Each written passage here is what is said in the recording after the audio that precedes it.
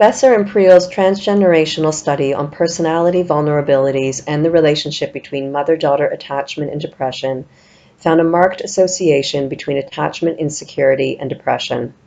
John Bowlby's attachment theory posits that our earliest relationships with caregivers lead to the development of internal constructs of relationships.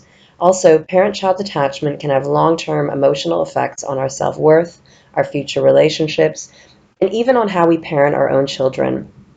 Attachment is meaningful in that it relates to what extent the child feels protected, secure, and safe.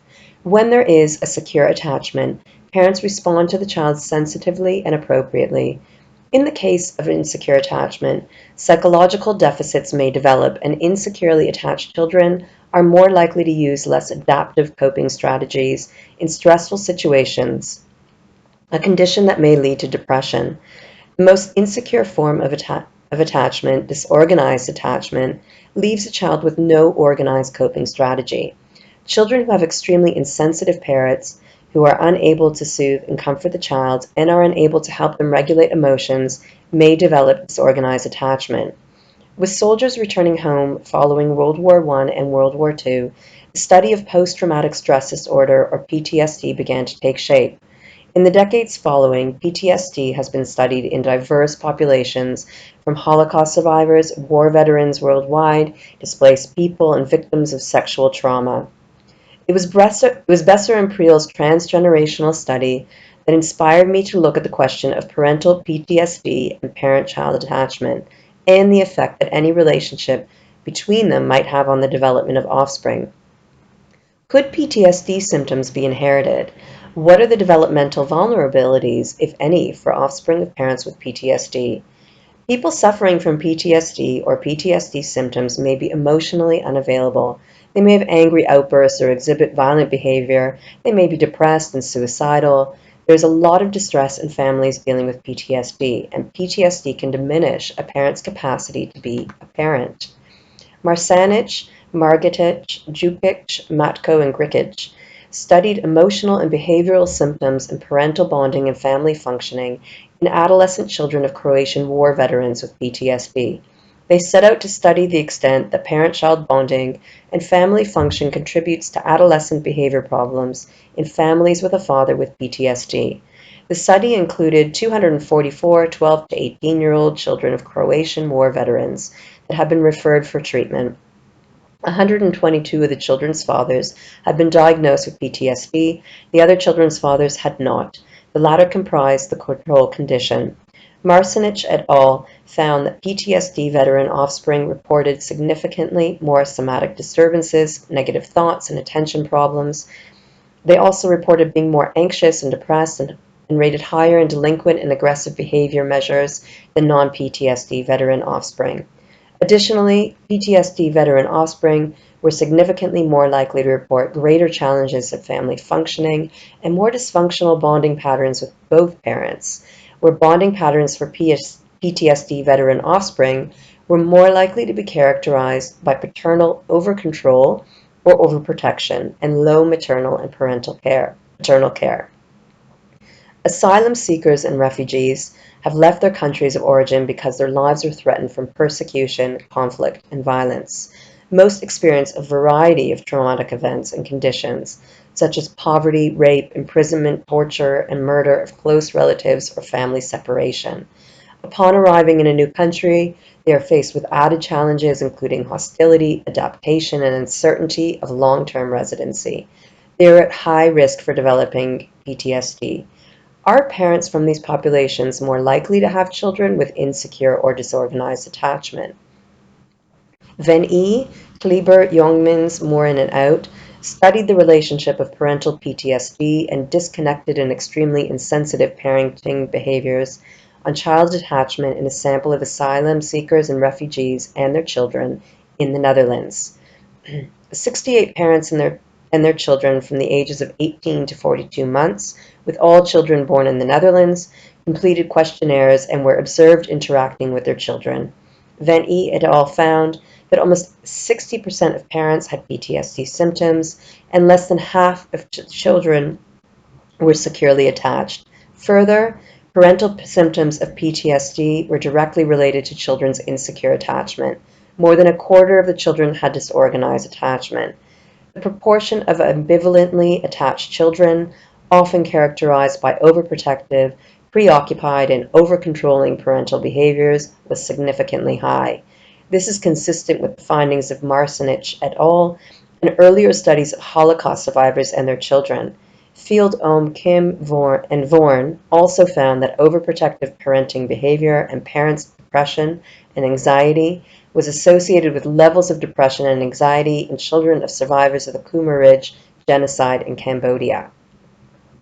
What is the mechanism for the transmission of psychopathology found in offspring of people with PTSD symptoms?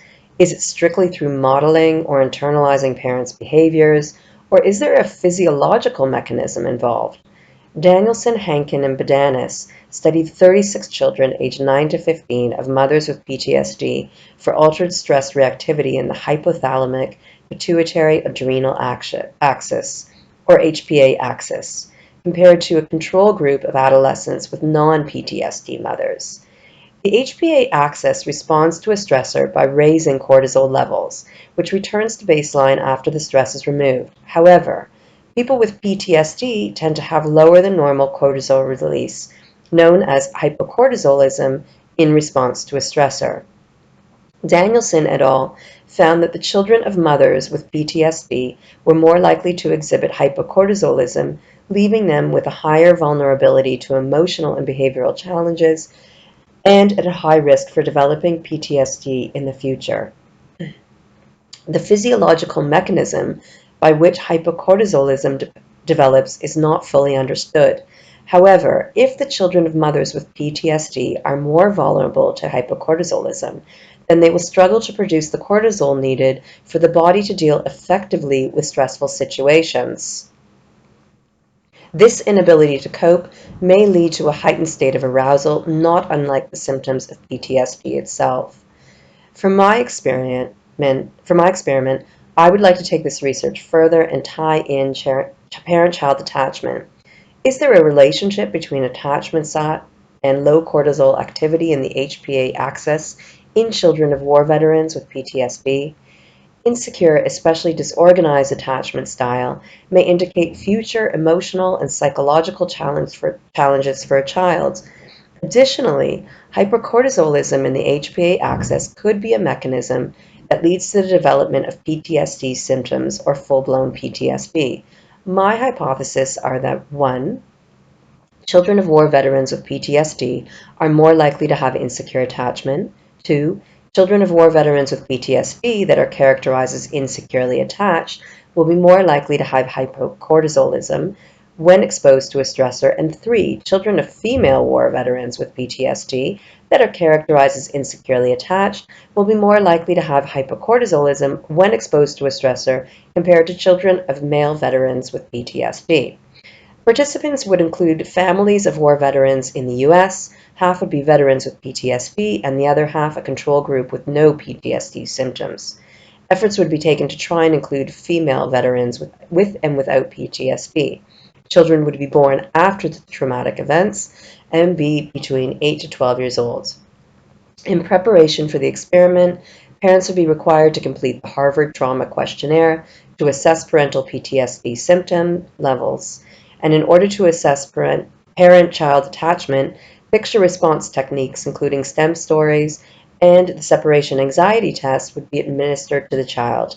A child attachment interview would also take place for the child that focuses on representations of relationships with parents and attachment-related events. To assess possible PTSD in the child would also take part in the Anxiety Disorders Interview Schedule for the DSM-4.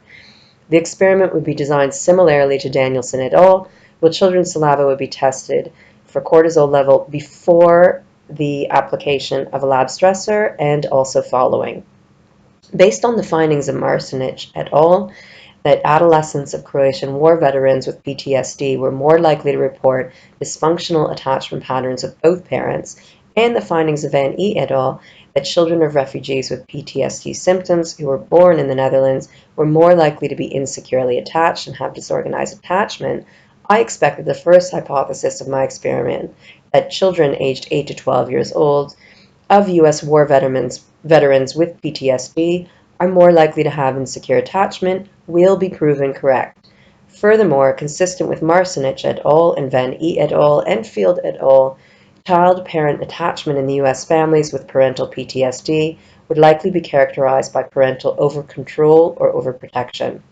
Following the findings of Danielson et al. That support a link between maternal PTSD and depressed cortisol reactivity in the HPA axis in offspring, I expect that 8 to 12-year-old children of war veterans with PTSD that are insecurely attached will be more likely to have hypocortisolism when exposed to a stressor.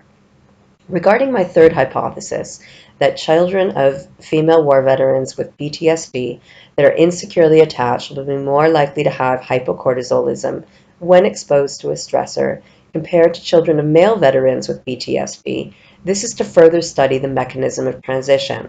If the hypothesis is proven correct, which I expect it will be, a stronger link for maternal rather than paternal transmission will be found. That suggests that transmission may occur during gestation. If the null hypothesis is proven, that there is no significant difference in cortisol levels between offspring of female and male war veterans with PTSD, then there will be less support for transmission occurring during gestation. Bowlby's attachment theory has been questioned in the decades since its publication, but it is generally accepted that insecure attachments, and specifically disorganized attachment, has long-term ramifications on future relationships and is linked to more negative emotional and behavioral outcomes. This is also consistent with the findings of Besser and Priel's study of transgenerational relationship between attachment security and depression. If children of parents with PTSD are at a higher risk for disorganized attachment, their outlook may be severely compromised. And if the hypocortisolism associated with PTSD is inherited, offspring of parents with PTSD may not have the physiological coping mechanism to deal with the many challenges that living in a family with parental PTSD face. Interventions that address both the symptoms of PTSD and facilitate organized and secure parent-child attachment in these cases is indicated at the earliest possible stage.